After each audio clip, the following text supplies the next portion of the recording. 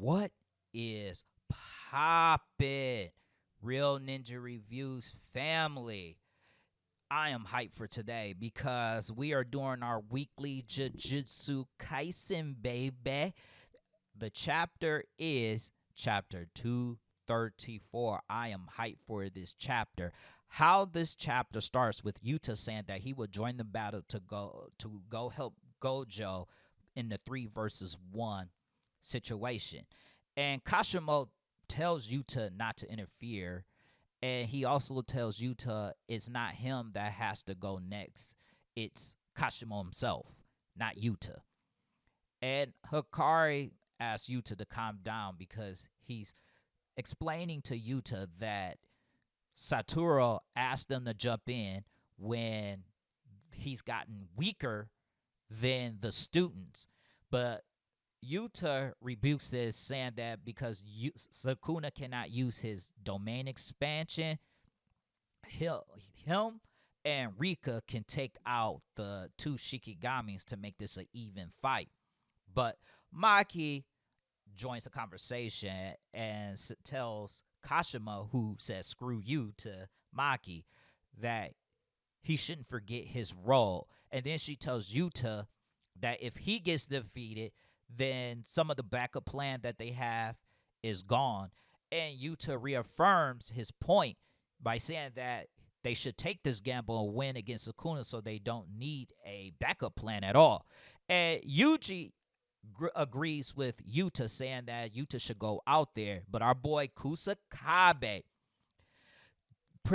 tells them that Yuta and Yuji that they don't understand a thing. And Mei explains that Sukuna and Satoru have two different conditions on victory.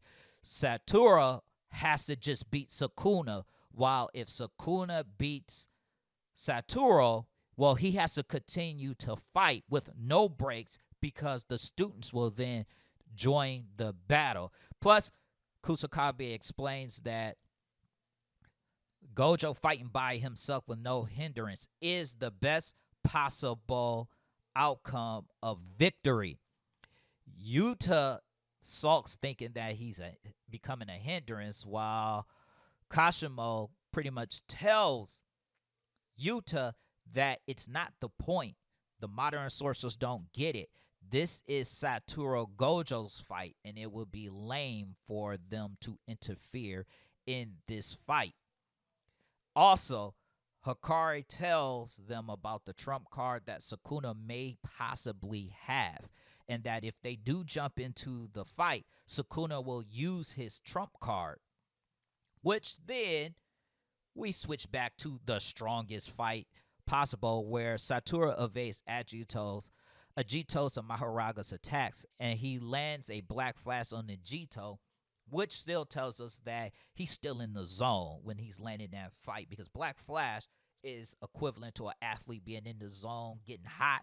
That's what our boy Satoru is doing right now. But even though it does damage, Agito heals quickly, and then he attacks Gojo with his tail, which ends up getting ripped off. But Agito heals quickly. Gojo then deduces that Agito is made up of Nue, the serpent, the morning tiger, and the round deer. And the morning tiger is the 10th Shikigami, who we haven't physically seen, which tells us that Megami probably didn't tame this creature or just didn't use it for whatever reason. But what I find interesting about Satoru's thought process is that he says that Agito has not adapted to Infinity yet. So that makes me to believe that Morning Tiger has the ability to adapt like Maharaga, but Gojo plans to take out Agito in one shot.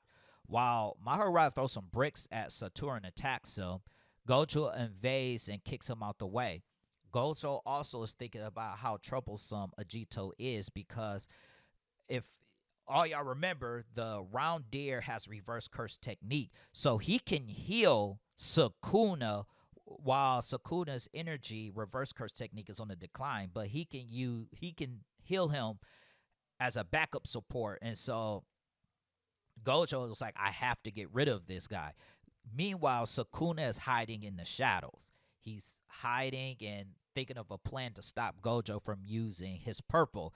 And if y'all remember in the last chapter, in chapter 233, Gojo has stated that Sukuna is not prioritizing the adaptation of the limitless red and is focusing more on relentless attacking. And we also get the thought process of Sukuna when he said that when Gojo blasted the purple before and he really couldn't handle it, it was just that because it was so far away, that's the only reason why he was able to get his arm blown off, which means that distance plays a role in how powerful purple is. So the longer it goes down, the weaker it gets. So that's pretty cool. Also, he taunts Mahoraga, telling him how long he's going to make me wait, and that you are my shadow, Mahoraga, not Megami Fushigoro's. That interesting thing is, Mahoraga will spins again, and then he just cuts off Satoru's arm. What makes me think that he can use Dismantle now because he is the shadow of Sukuna. So I think he can adapt to his master's curse technique normally. So if they have another curse technique, he can utilize that. That's what it looks like because he ends up slashing Sukuna's arm. And all the other sorcerers are confused and panicking. And Sukuna's praising Mahoraga for cutting off Satoru's arm. Shoko pretty much screams that with Gojo's reverse curse technique on the decline, this is not good for our boy. And Sukuna ends up coming out of his shadow and attacks Satoru and kicks him towards Agito. And Agito lands a punch on Gojo's head, and you could see that it wasn't that effective. And you see that now he's in his berserker look, something that we haven't seen in a while. And he pretty much talks some trash to Agito, telling him that he's not worthy to be in this fight. And then with one hit, he trashes Agito using his blue maximum output. And Agito's the attraction point, and it completely obliterates Agito, which is crazy. And then in 41 seconds, purple enters the battle. That's crazy. So after he destroys that, he just used hollow purple just that fast. And you can see that he's regrowing his arm, so he's probably using a lot more. So his reverse cartoon probably dipped a little bit more because, as you see, he's regrowing it a little bit. And then he probably used hollow purple. I think that Sukuna is going to use Mahoraga as a shield and jump into the shadows. So I think Mahoraga is next to be destroyed. But in the process of destroying Mahoraga, that leaves Satoru vulnerable to an open attack because he's exhausted. He's exhausted half of his curse techniques reserves. So this battle could go anywhere. But it's very clear to me that Satoru is going to lose this fight because we have not seen Sukuna's trump card. Now, I thought he was going to use his trump card against Satoru, but he might not. He might use his trump card on the students instead because they're going to come down to help Satoru if he doesn't die or get knocked unconscious. Whichever one, but Sukuna's trying to kill Satoru. So either way, I think that the students is going to fight and it's going to be an all-out war. And there's no break next week, so I am truly excited. And if you guys enjoy some more Jujutsu Kaisen content, hit that subscribe button for your boy. Also, leave a like button. I want to hear your thoughts on this chapter. Did you love this chapter? Hate this chapter? And I'll catch you guys on the next video. Peace out, y'all.